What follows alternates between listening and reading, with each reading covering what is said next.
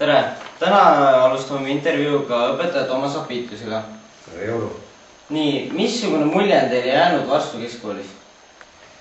Mulle meeldib väiksed maakoolidest, et tegelikult terve kooli perekond suhtlemine on täitsa korralikult, rahulikult ja nad räägivad tegelikult alati koos, mitte selge taga. Aga kas te oskaksite öelda, missugune vahe on maakoolil ja linnakoolil? Linnakoolides on loomulikult palju suurem rahvas. Kus ma ka töötan, siin on suur gümnaasium, umbes 1000 õpilasi ja see suhtlemine ja käitumine on täitsa teistmoodi. Mitte paremini või halvemini, aga teistmoodi. Aga ära küsi, mis see tähendab mulle, mis meeldib mulle rohkem. Mõlemad on suured pluss- ja miinuspunktid. Aga missugused erinevused on Eesti ja Saksamaa koolidel? Saksa koolides teavad õpilased ja vanemad täpselt, mida nad tahavad oma elust. Lapsevanemad õpetas lastele. Sa peaks kooli minna, sa peaks korralikult kooli minna ja sa peaks sinu kodutöö teha, sa peaks referaadi teha ja nii edasi, sa peaks alati korralik õppima. Aga siin Eestis on niimoodi, et lapsevanemad arvavad, nüüd on Nõukogu Liidu aega läbi ja nüüd on demokraatia, me saame teha, mis meile meeldib. Aga täpselt niimoodi ütleb ja mõtleb, ma ei tea kunagi õpilase ilmus ka, kas ma võtan see õpilane endale töötajaks või mitte. Aga kui te rääkisite siin, et õpilase ja õpetaja suhetes, mis on koolirahva erinevused suhtlemises? Saksamaa on kooli ja rahvas natuke sõbralikum, aga ma ei tea täpselt, kas see on ehtne sõbralikkus või kas see on ainult mängitud. Kui ma siin vaatan, mõnikord on ka mängitud, et täitsa sõbralik on, aga siin Eestis on tegelikult tihti niimoodi, et kui probleem on või mure, saaks täitsa võttu suu puhtaks teha. Nii, et missugused erinevused on Saksa ja Eesti koolide õppekavas? Siis pean võib-olla võrdlema kas Lääne või Ida-Saksamaa. Vana Ida-Saksamaa, mis täpselt samasugune ajas oli kui Nõukogu Liidus, oli rohkem loodusseadused, näiteks geograafia, keemia, füüsika ja nii edasi palju rohkem õppinud.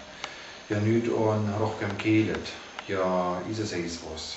Ja siin Eestis puudub tegelikult natuke rohkem need asjad, mis tegelikult vajaks elule. Võib-olla peame siin Eestis töökavas juurde panna, mis tegelikult ainult elukool õpetab. Nii, aga mida te arvate õpetaja töökohast enda vaatenurgas? Mina töötasin Saksamaa alati vaba rahvas ja vaba majandus ja ma tean täpselt, kui mugav ja rahulikult on õpetaja töökoht on. Mõned õpetajad teevad natuke rohkem, mõned natuke vähem, mõned kirjutavad näiteks projektid või teevad, ma ei tea, missugune asjad lasteaidas või ma ei tea, kuskil või ringid ja see on natuke rohkem töö ja ühesõnaga rahulikum töökoht. Aga miks te tulite Eestis kooli ja miks teile näiteks kuhugile naabermaadesse, näiteks Soome või Läti või kuhugile? Kui ma tahtsin Saksamaal ära minna, vaatasin täpselt Ida-Euroopas, sellepärast et Lääne-Euroopas on igakandis sakslased. Ma ei tahtnud, ma ei tea, näiteks Hispaanias elama, kus ma ei tea, mitu tuhat teised sakslased elavad. Ja siin oli, idapool oli eksootiline asi, aga ma vaatasin ka internetis, kus on kõige kindlam koht, näiteks kriminaliteet ja elukutsed ja nii edasi. Ja ma vaatasin eriti Baltikumis ja ükskõik mida ma vaatasin, siis oli Baltikumis Eestimaa kõige parem variant ja valik. Aga mis teile jäi nagu Eesti juures kõige nagu mis jäi ennem silma? Esimene asi, täitsa ilus loodus ja suhtumine inimeste vahel on täitsa puhas ja rahulikult.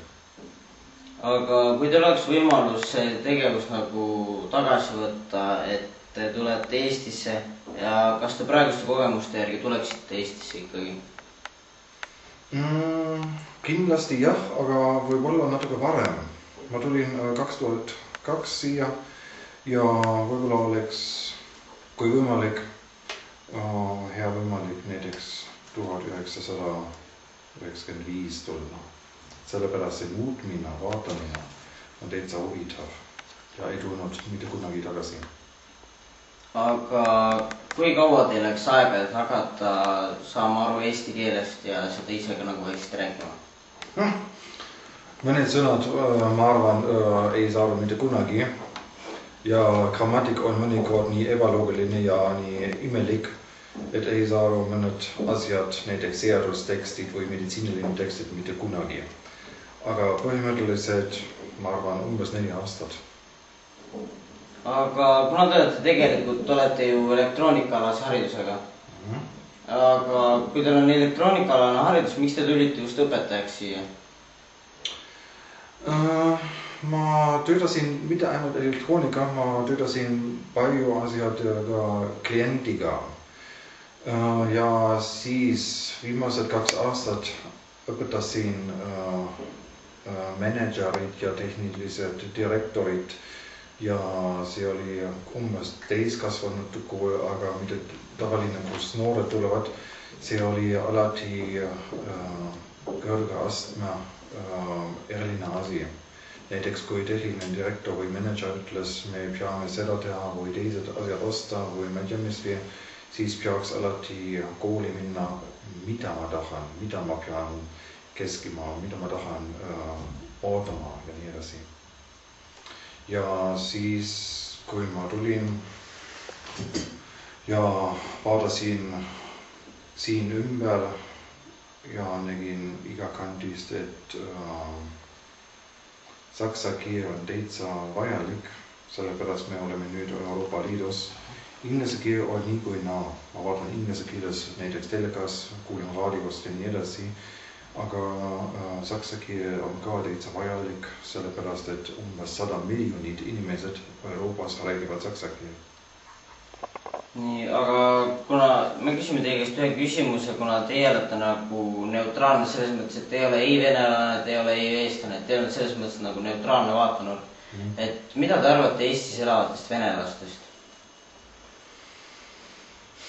Raske küsimus. Põhimõtteliselt on tegelikult ainult venelaste rahvast, et nad õpivad eesti keel, ametikeel. Nad tahavad kõik head asjad, sotsiaale asjad ja suhtlemine ja elamine ja elustandard ja nii edasi ja siis peaks ka vähemalt eesti keel õppima. Okei, ma vajasin ka 4 aastat, aga kui ma vaatan, mõned venelased elavad umbes 40 aastat siin ja oskavad võib-olla tere ja tere päevast ja mida rohkem, siis on natuke imelik. Nii, aga kas te olete oma siin viibimisega rahul? Jah. See kool on täitsa lahe. Okei, probleemid on tegelikult iga kantis mõnikord rohkem, mõnikord vähem, aga tegelikult on täitsa hea vali. Täname intervjuu eest.